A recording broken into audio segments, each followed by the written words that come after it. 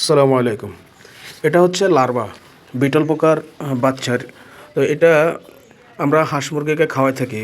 হাঁস মুরগি, কোয়েল পাখি এগুলা 70% প্রোটিন পায় এই পোকাটি থেকে।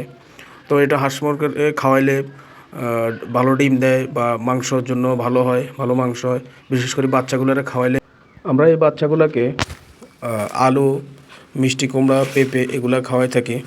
এগুলা আপনি চাইলে আপনার ঘরেও চাষ করতে পারেন, কারণ এগুলোতে কোনো গন্ধ নাই, বিন্দুমাত্র কোনো গন্ধ নাই। এই যে পাশে হচ্ছে এগুলার বাচ্চা। এই বাচ্চাগুলো অনেক ছোট থাকে।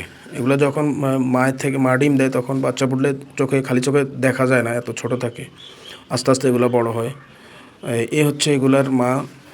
এগুলা বিটল পোকা এগুলারে বলে। তো এগুলা মোট 4-5টা রূপ ধারণ করে। এদের জীবনচক্রটা খুবই সুন্দর। তো আমি আস্তে আস্তে আপনাদেরকে সব কিছু দেখাবো। আর দয়া করে আমাদের চ্যানেলটি সাবস্ক্রাইব করবেন, যাতে আমরা আপনাদেরকে আরও ভিডিও দেখাইতে পারি, আরও এই বিটল পোকার সম্পর্কে অনেক কিছু জানাতে পারি।